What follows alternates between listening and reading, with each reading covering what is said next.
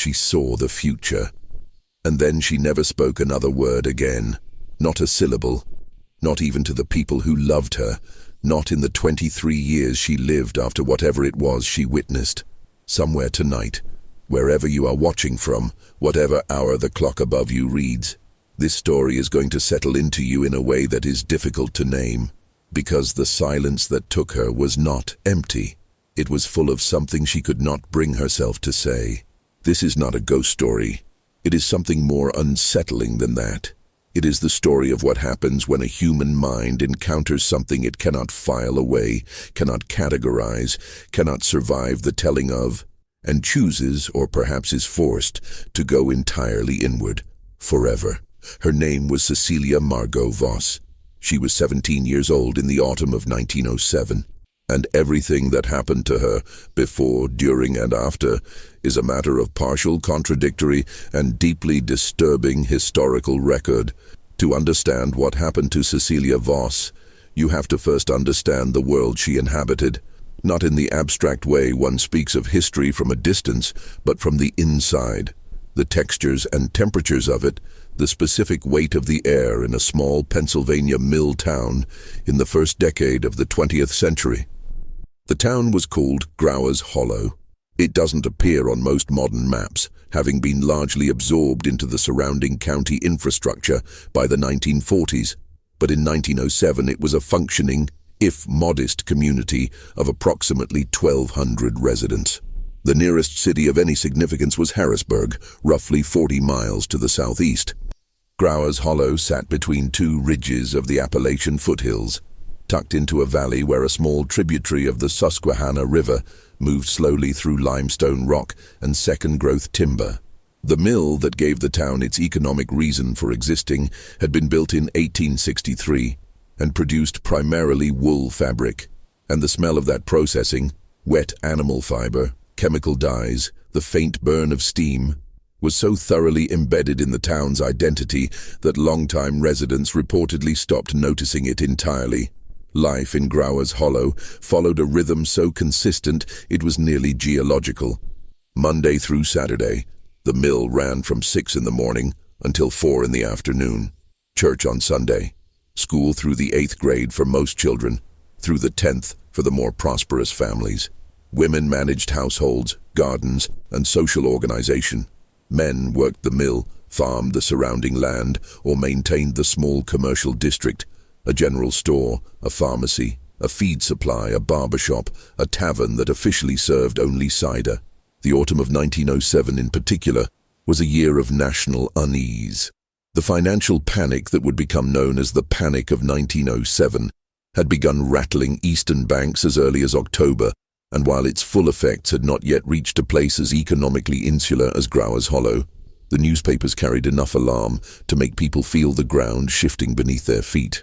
There is something important about this context, not because the financial crisis directly caused what happened to Cecilia, but because it meant the adults in her world were already walking around with a low, persistent anxiety at the edges of their attention.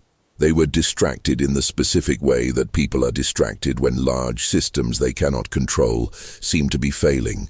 That particular quality of adult preoccupation would matter later in ways no one anticipated.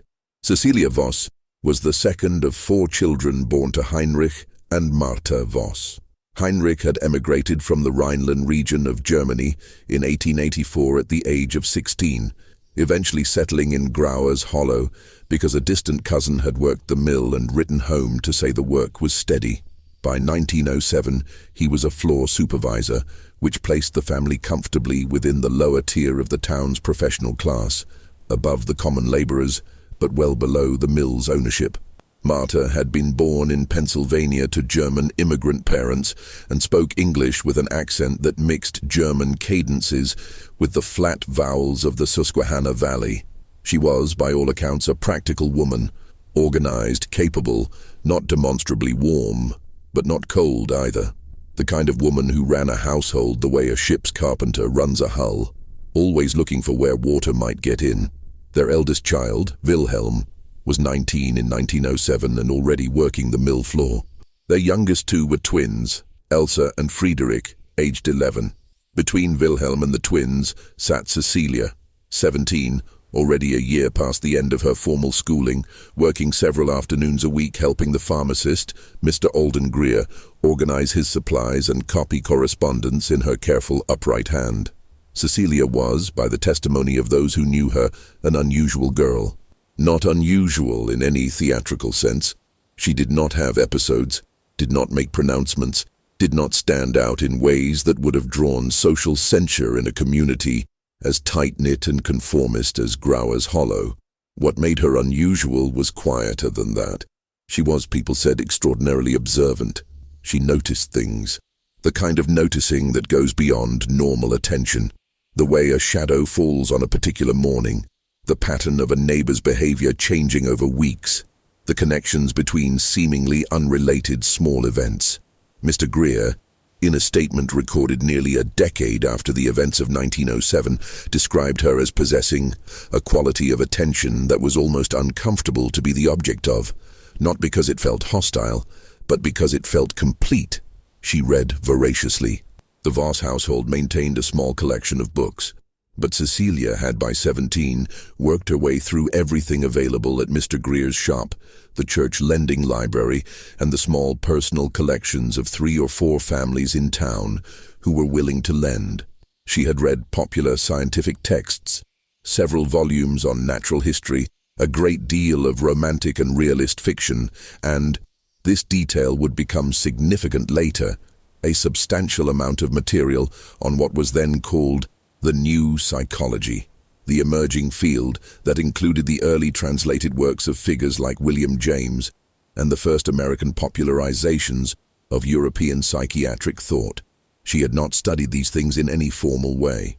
She had simply read them because they were there, and she was curious, and the world of Grauer's Hollow, for all its sensory richness, did not fully contain her. She kept a journal. This is documented. Her mother mentioned it in a 1908 letter to a relative, and Mr. Greer confirmed it in his later statement. The journal was never recovered.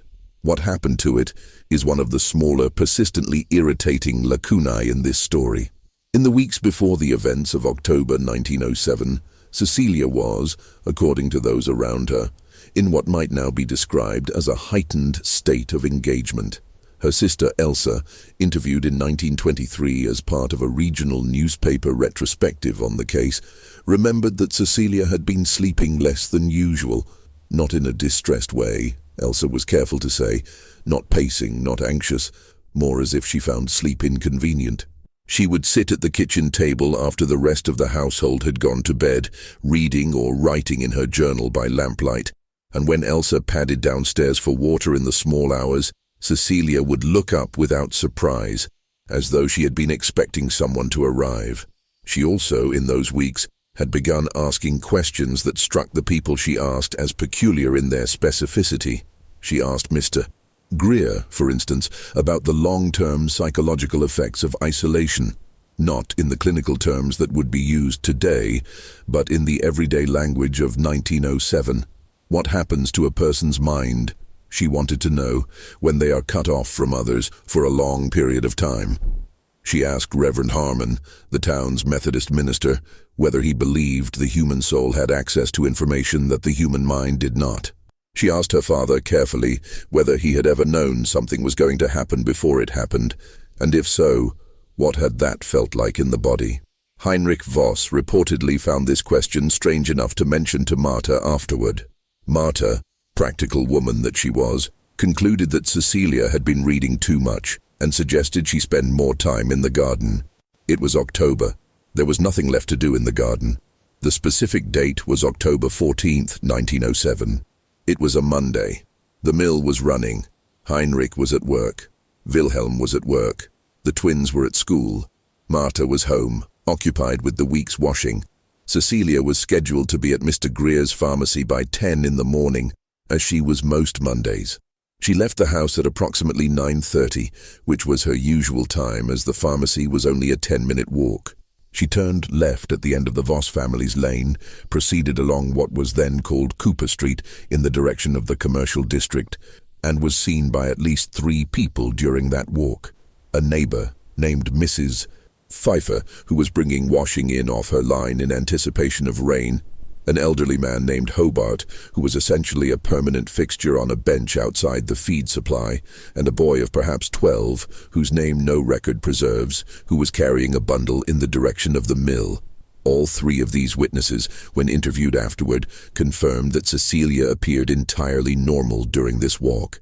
Mrs. Pfeiffer said she had waved and received a wave in return. Hobart said she had said good morning, and he had said it back. The unnamed boy had apparently not interacted with her at all, but remembered seeing her because of the color of her coat, a dark green wool coat that Marta had made for her the previous winter. Cecilia never arrived at the pharmacy. Mr. Greer waited until 10:30 before becoming mildly concerned. He had no particular reason for alarm. Young people were occasionally detained by errand or conversation, but Cecilia was unusually punctual, and so at 10:30 he stepped outside and looked up and down the street and saw nothing that explained her absence. By 11 he sent a boy to the Voss house to inquire. Marta, surprised, went immediately to the pharmacy herself. By noon she had concluded that something was wrong. By 2 in the afternoon Heinrich had been called from the mill. The search for Cecilia Voss lasted 4 days. It is worth pausing on those 4 days, not to dramatize them, but because they establish the physical geography of what came next. Grauer's Hollow was surrounded by approximately 6 square miles of second-growth woodland before the terrain opened up into farmland. The woodland was not wilderness in the extreme sense. There were footpaths, a few logging roads, 2 old farmsteads in various states of abandonment, but it was dense enough in October that a person moving through it without a lantern after dark would be in genuine difficulty. The weather during those 4 days deteriorated steadily, cool and overcast on the first day, increasingly cold and wet on the second and third, with a light but persistent rain by the 4th day that turned the leaf litter on the forest floor into a dark, compacted paste. The search party consisted at its largest of approximately 40 men, mill workers, farmers, several men from surrounding homesteads who had been reached by word of mouth. They used lanterns, dogs borrowed from a farm 3 miles north, and the systematic grid-walking methodology that was standard for such searches in that era. They found no trace of Cecilia for 3 full days. On the morning of the 4th day, October 18th, she was found. She was approximately 1.5 miles northeast of the Voss house, at the edge of a section of forest that bordered an old limestone outcropping the locals called Kreideberg. Chalk Hill, roughly translated, though the name was something of a misnomer, the rock being limestone rather than chalk. The outcropping rose perhaps 40 feet above the surrounding forest floor, and at its base there was a shallow depression in the rock face, not quite a cave, more of an overhang, where the rock curved outward enough to provide minimal shelter from rain. She was sitting in this depression, sitting upright, her back against the rock face, her knees drawn to her chest, her green wool coat damp and dirty but largely intact.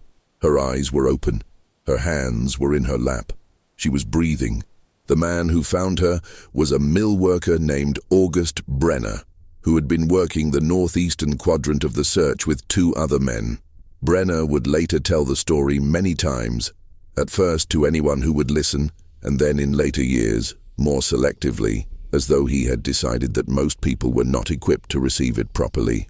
His description was consistent across all tellings, which is itself worth noting, because memory tends to distort with repetition, and the fact that his account remained stable across 15 or more years suggests either that it was accurate or that he had, very early on, fixed it into a form he intended to keep. Brenner said that when he first saw her, he was not certain she was alive. She was so still. The stillness was not like sleep. When people sleep in the open air, there is movement, the slight shift of breathing, the occasional reflex. Cecilia was still in a way that reminded him, he said, of a photograph, a quality of fixed exposure, as though whatever light had illuminated her had already passed, and she was now simply holding the shape it had revealed. He called out to her. She did not respond. He approached carefully, the way one approaches an injured animal, and crouched in front of her and said her name. Her eyes moved. He was emphatic about this. Her eyes moved and found his face and registered him, and in that registration he could see that she was present in some fundamental sense. She was inside herself, and she knew where she was. But she did not speak. She did not make any sound at all.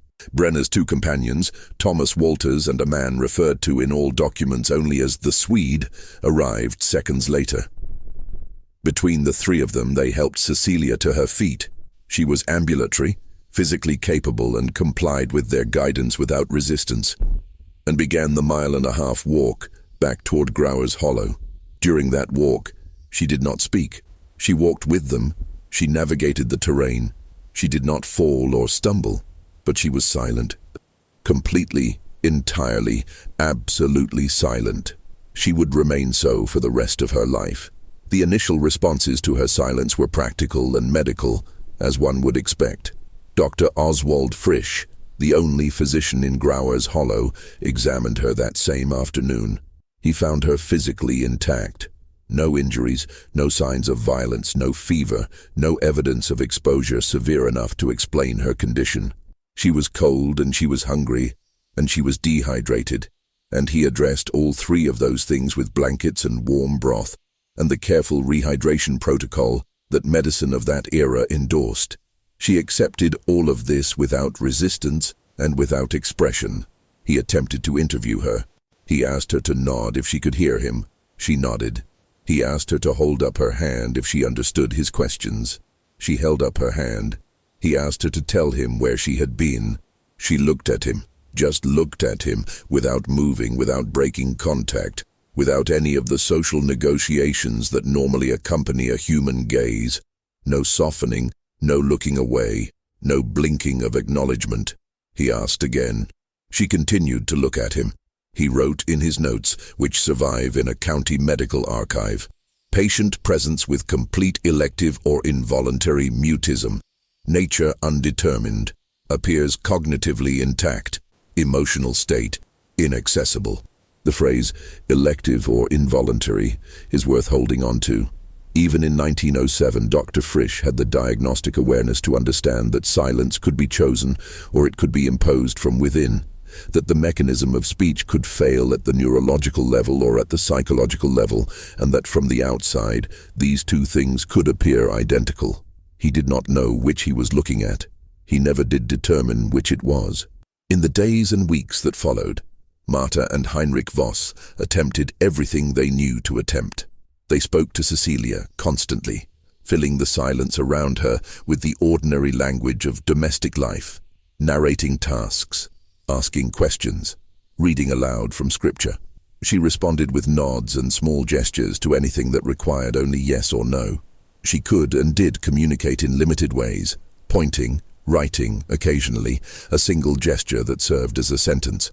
But she wrote nothing explanatory. When Martha placed paper and pencil in front of her and asked her to write down what had happened, Cecilia picked up the pencil and held it over the paper for a very long time, and then set it back down. This moment, the pencil held over the blank paper and then set down, would be described by Martha in a letter to her sister in 1908, and it is one of the most quietly devastating details in the entire historical record. Not the dramatic silence, not the mysterious disappearance, not the unsolved question of where Cecilia had been for 4 days, but this, the pencil, the possibility, the choice, or the inability to begin. Reverend Harmon visited 3 times in the first 2 weeks.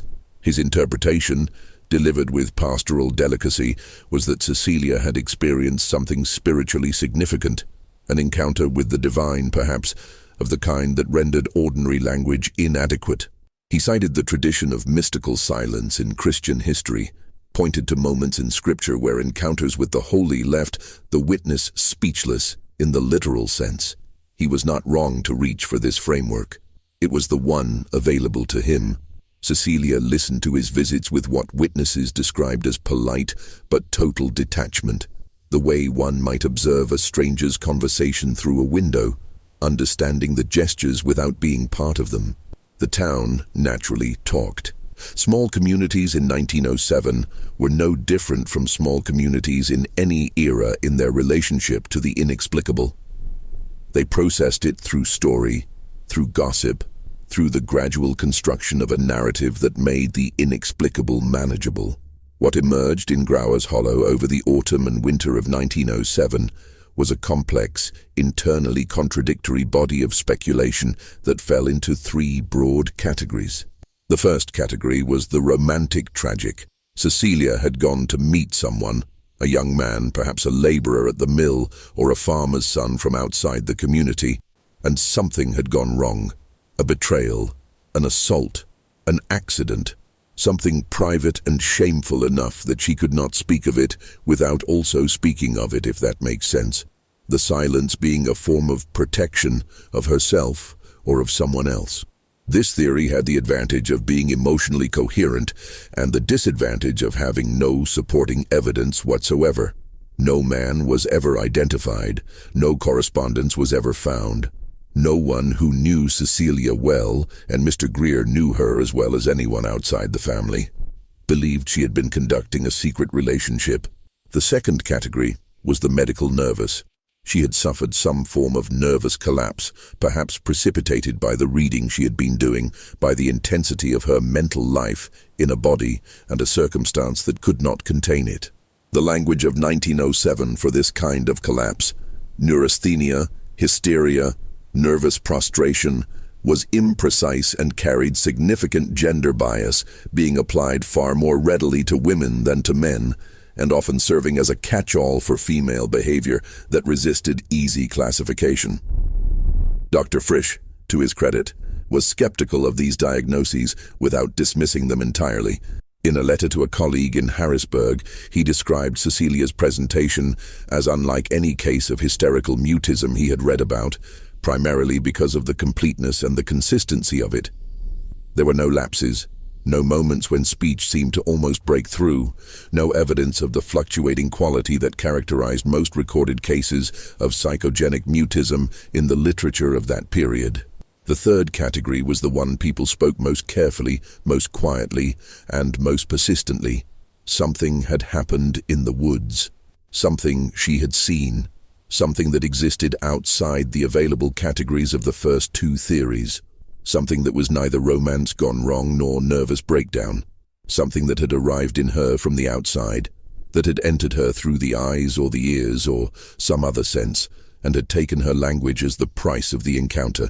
This third category was not articulated in those terms at the time. People in Grauer's Hollow in 1907 would not have described it that way. But it is the shape of what the community was reaching for when, in the barbershop or the general store or the church vestibule after service, they said things like, "Whatever she saw out there, it wasn't something a person can talk about afterward," or, "That girl knows something we don't want to know." Cecilia continued to live with her family. She was not institutionalized. The family resisted this, and Dr. Frisch did not formally recommend it, as she was physically healthy and functionally capable of all activities of daily life.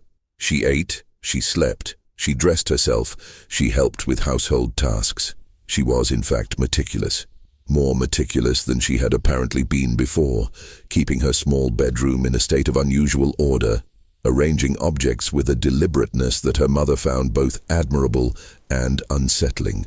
As if order in the physical space was doing a job that something else was no longer available to do. She did not return to work at the pharmacy. Mr. Greer waited several months before hiring a replacement, out of a combination of loyalty and, he admitted later, the obscure hope that she might one day simply walk in and take up her position as though nothing had happened. She never did. But she did, in the spring of 1908, begin coming to the pharmacy during its quieter afternoon hours, not to work, but to sit. Greer set up a chair near the window for her, and she would sit there for an hour or two at a time, watching the street. He described these visits as companionable despite the silence, which says something about what kind of person he was, and perhaps something about what kind of presence she had become. Still, watchful, without need, her reading continued. She remained capable of that, and Greer continued to supply her with books. She read with the same appetite as before. She made no written notes that anyone could see. Whatever she was processing in those pages, she processed internally and alone. In the fall of 1909, 2 years after the events of October 1907, a journalist from a Harrisburg newspaper arrived in Growers Hollow.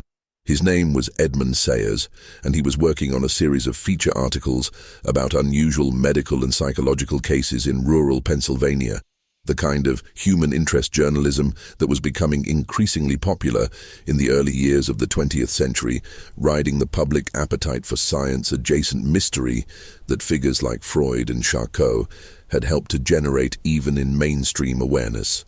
Someone had told Sayers about Cecilia Voss. He had made inquiries. He had traveled to Growers Hollow with a notebook and a camera. He was not, by any account, an irresponsible journalist. He approached the Voss family with appropriate courtesy, explained his intentions, and made clear that he would not publish anything without their consent.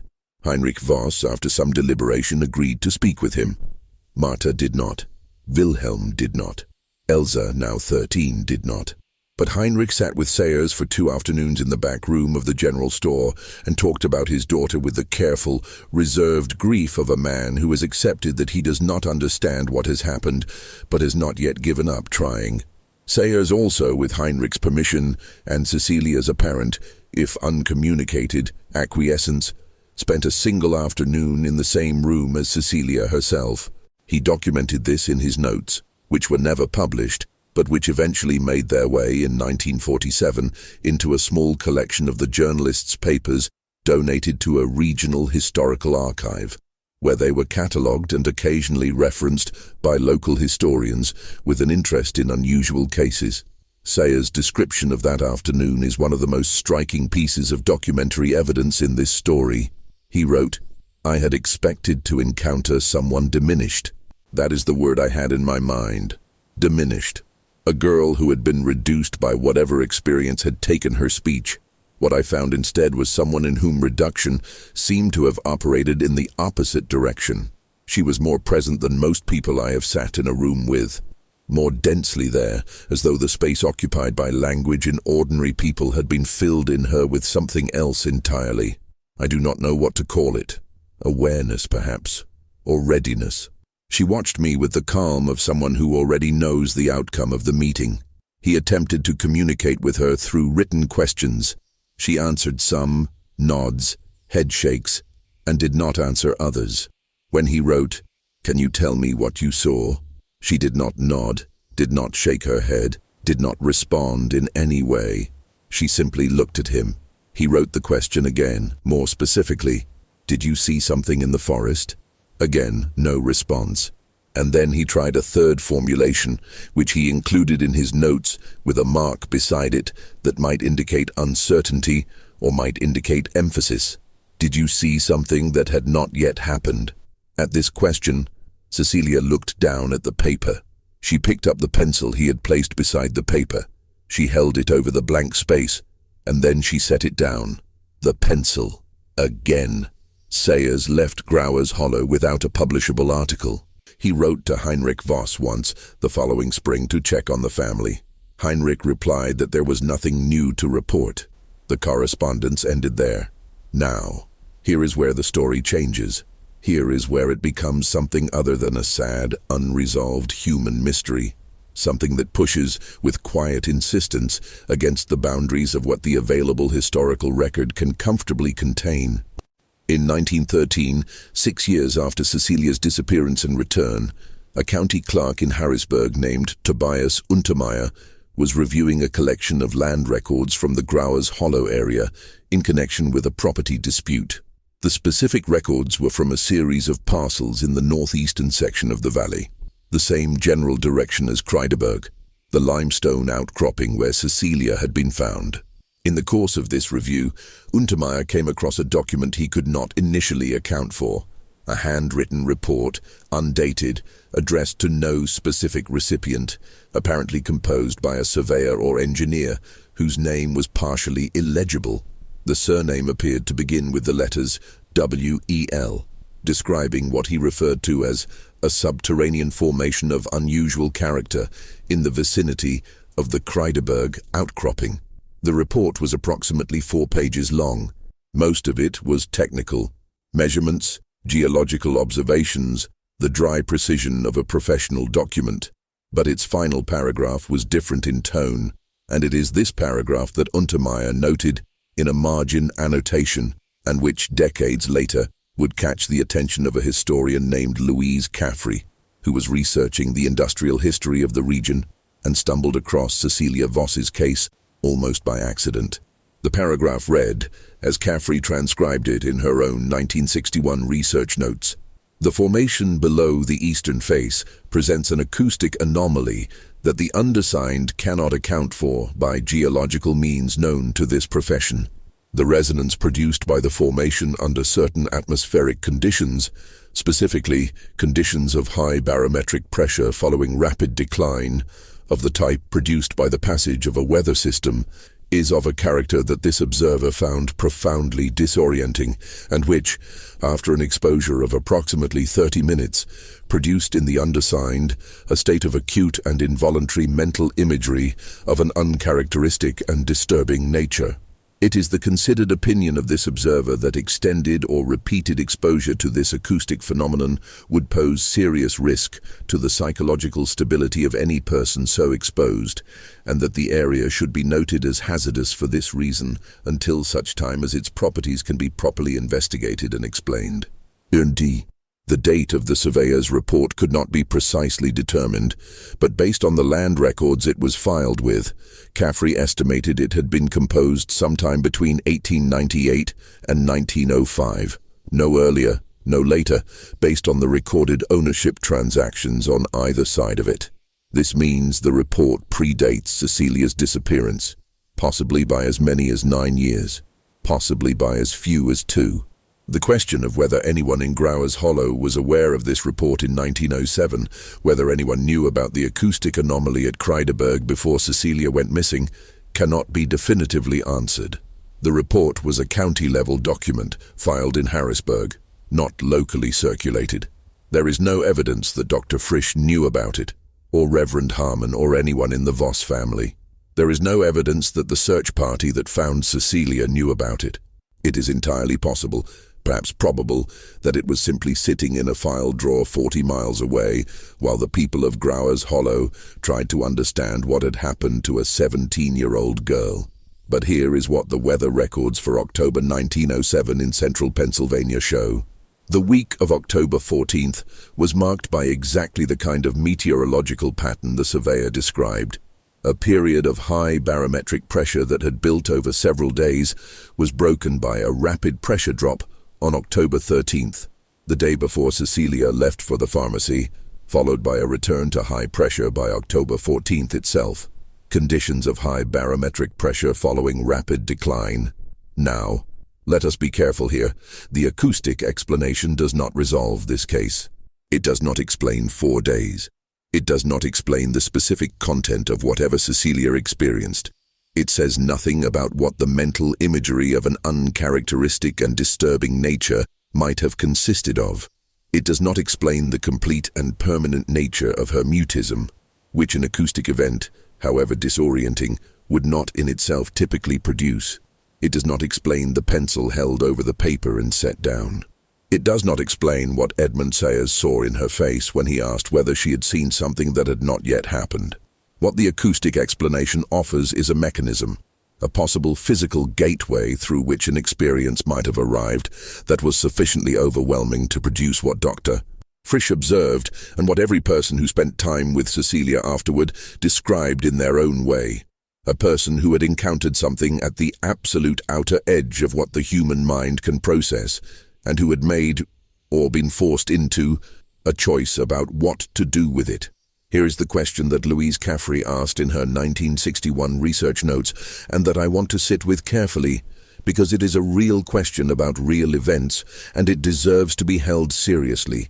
What if Cecilia Voss went to Kreideberg, not by accident, but because she already knew, in some way she could not explain, and that the psychological vocabulary of 1907 could not contain, that there was something there to be encountered?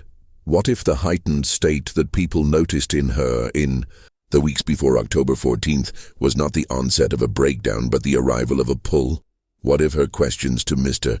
Greer about isolation, to Reverend Harmon about the soul's access to information, to her father about knowing something before it happened.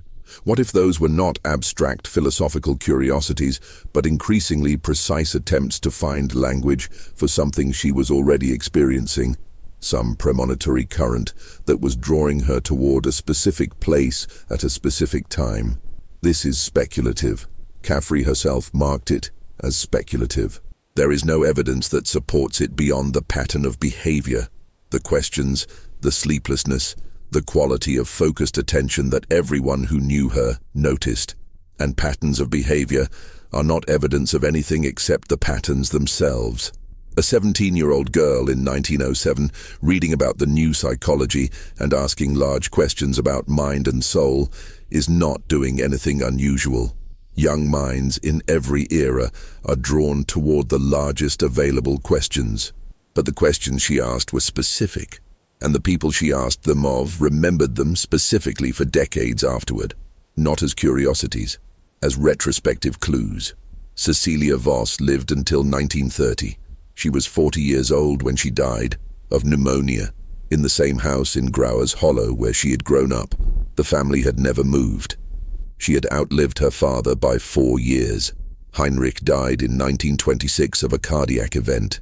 Marta lived until 1934. Wilhelm had married and had children and remained in Growers Hollow.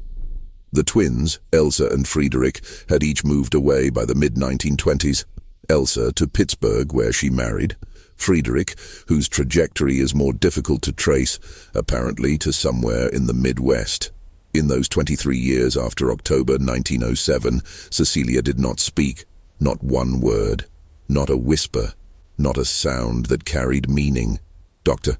Frisch, who treated her through most of those years, noted in his records from the early 1920s that her mutism had never varied, never shown any sign of lifting, never presented with the intermittent character that would have suggested either a neurological disorder improving or a psychogenic condition fluctuating. It was, he wrote, the most complete and consistent case of mutism I have observed in 30 years of practice. She continued to read. She continued to sit with Mr. Greer on afternoons when the pharmacy was quiet, long after there was any practical reason for her to do so. It had simply become, over the years, a habit or a ritual, one of the small regularities that structured her days. Greer retired in 1921 and sold the pharmacy to a younger man, and Cecilia's afternoon visits ended with his retirement. Greer moved to Harrisburg to live with his daughter. He died in 1925. In the last years of his life, he spoke about Cecilia occasionally with his daughter, and his daughter, a woman named Clara Greer Ashworth, preserved some of these conversations in letters to her own children, which eventually came to the attention of a regional genealogist in the 1980s and were noted briefly in a local history publication. What Greer said, as preserved in these letters, was this, that across all those years, across all those quiet afternoons in the pharmacy, there were perhaps 4 or 5 moments when he felt certain that Cecilia was on the verge of speaking, not in a dramatic way, not a gathering of effort, not an opening of the mouth, not a trembling of the jaw, something subtler, a change in the quality of her attention, a slight shift in the way she was holding herself, a sense, he said, like the moment before rain arrives, when the air is different but the rain hasn't come yet. And on each of those occasions, he would wait, giving her all the time she needed. And on each occasion, the moment would pass without anything being said. The quality would subside. She would return to her book or return to looking at the street, and he would return to his work, and neither of them would acknowledge what had almost happened. Almost. That word is doing significant work in this story. In the last 2 years of her life, 1928 and 1929, the people who knew Cecilia, primarily her mother Wilhelm, and a small number of neighbors who had remained in Growers Hollow throughout, and had grown used to her presence in the way one grows used to any permanent feature of a landscape, described a change in her that they struggled to articulate. She was the same in all the measurable ways, still silent, still physically capable, still methodical in the management of her small daily life. But there was, they said, something different in the quality of her calm. If the calm she had carried for 2 decades had the character of containment, something held carefully, vigilantly, against the possibility of overflow, the calm of those last 2 years felt more like resolution, like a long calculation that had finally been completed. Elsa Voss, in an interview conducted in Pittsburgh in 1931, a year after her sister's death, described it this way: "In those last years, she seemed at peace. And I mean that in the specific sense, not contentment exactly, but peace. Like she had been waiting to know something and now she knew it. Like whatever she had seen in 1907 had been a prediction, and the prediction had now come true, and she could let it go." This is a remarkable statement. Elsa was not a mystical person. She described herself in the same interview as practical, like her mother, skeptical of anything she could not see and touch. But this was her honest testimony about what she had observed in her sister, and she gave it carefully, with the particular quality of a person who knows they are saying something that cannot be proven, but that they believe to be true. What prediction had come true if Elsa's interpretation was accurate? There is no way to know. The candidates are everywhere. The world between 1907 and 1930 was not short of events that might have been foreseen with horror by a mind attentive enough to see them coming. The acceleration of industrial society, the particular violence of the First World War, the social ruptures of the 20s, the approaching depression whose first tremors were already being felt by anyone paying attention in 1928. But these are large, impersonal events, and whatever Cecilia had seen, if she had seen anything, if the framework of seeing the future is even the right framework for what happened to her, whatever it was, it had the quality of something personal, something specific, something that arrived in a girl sitting under a limestone overhang on a cold October morning and simply never left. Or perhaps Elsa was wrong. Perhaps the calm of those last years was neurological, the slow alteration of a mind that had sustained unusual pressure for 2 decades, settling into something simpler and quieter as its reserves depleted. Perhaps it was spiritual in the most conventional sense, a woman approaching the end of her life, making peace with its terms. Perhaps it was simply age and fatigue and the accumulated weight of 23 years of silence finally resting into itself. The pneumonia that killed her arrived in February 1930, in a winter that was brutal even by the standards of central Pennsylvania winters. She was sick for 11 days. Dr. Frisch had retired by then. His replacement, a younger man named Dr. Alton Marsh, attended her through her illness and was with her when she died. He noted in the death certificate only the medical cause. He made no note of anything unusual about her passing. Martha Voss, however, in a letter to Elsa written 3 days after Cecilia's death, included a single sentence that Elsa underlined in pencil when she received it, underlined and apparently kept, because the letter survived among her personal papers and was part of the small collection that eventually reached the genealogist and then the local history publication. Martha wrote, "She spoke something in the last hour, though I could not hear the words. She spoke something in the last hour." After 23 years of complete silence, Cecilia Voss said something, to no one who could hear clearly enough to preserve it, at the end of a life that had been organized entirely around not saying it. What she said, we do not know. Whether she said it in German or in English, whether it was a word or a sentence, whether it was directed at her mother or at someone or something else in that room, whether it was the long-suppressed answer to Mr. Greer's unasked question or to Edmund Sayers' written question about whether she had seen something that had not yet happened, none of this can be recovered.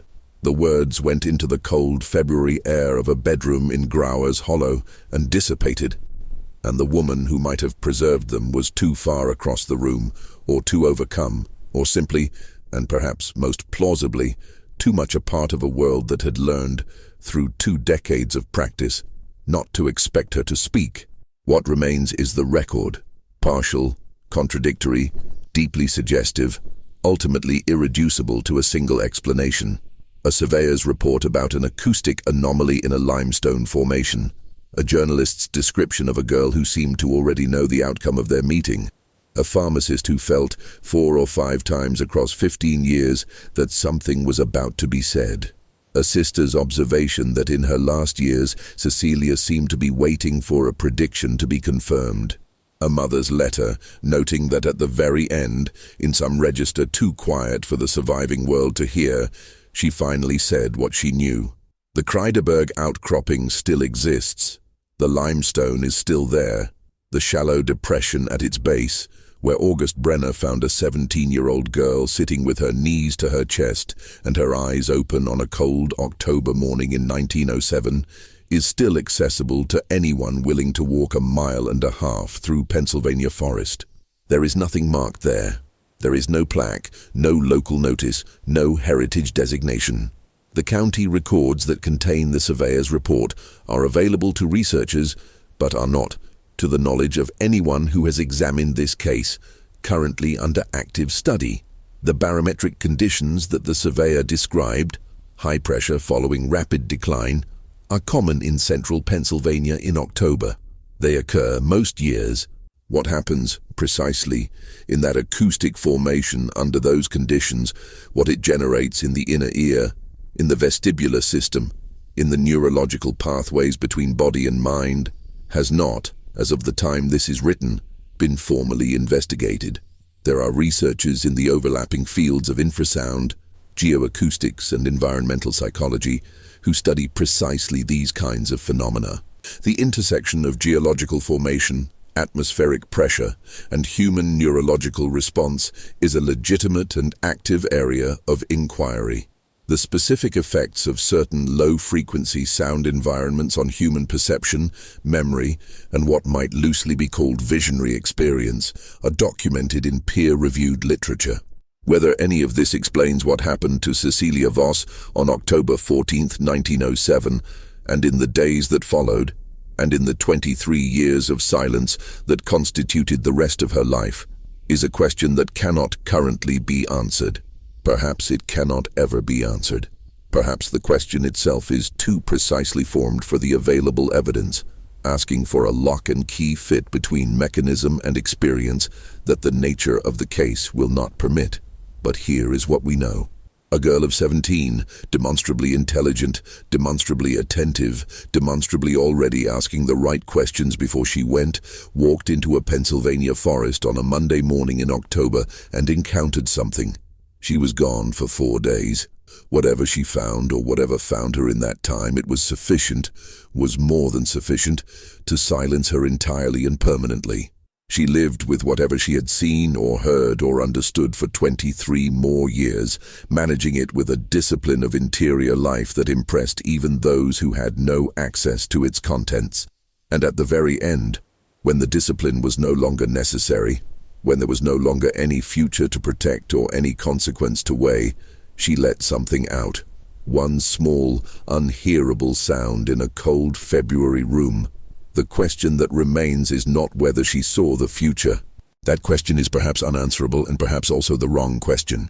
The question is this: what is the cost of seeing something true, genuinely, undeniably, irreversibly true, that the world around you has no language for and no tolerance of? What does a mind do when it contains something that cannot be shared? What does 23 years of that containment feel like from the inside? And is the silence in the end a wound, or is it in some way that is difficult to articulate without sounding evasive, also a form of knowing, a kind of knowledge so complete, so total that language, with all its imprecision, all its lossiness, all its tendency to reduce what it touches, is not adequate to the task? Cecilia Voss held something for 23 years that the rest of us were not given. We can study the edges of it. We can look at the surveyor's report, and Sayer's notes, and Greer's sense of rain arriving, and Elsa's observation about a prediction confirmed. We can stand in the available light of the partial record and see the shape that all of these pieces make when arranged thoughtfully. But the center of it, what she saw, what she understood, what she kept, that belongs to her. It went with her. It rose into the winter air of a Pennsylvania bedroom in 1930 and left no record that any archive can retrieve. What she saw remains hers, and it remains entirely unsaid.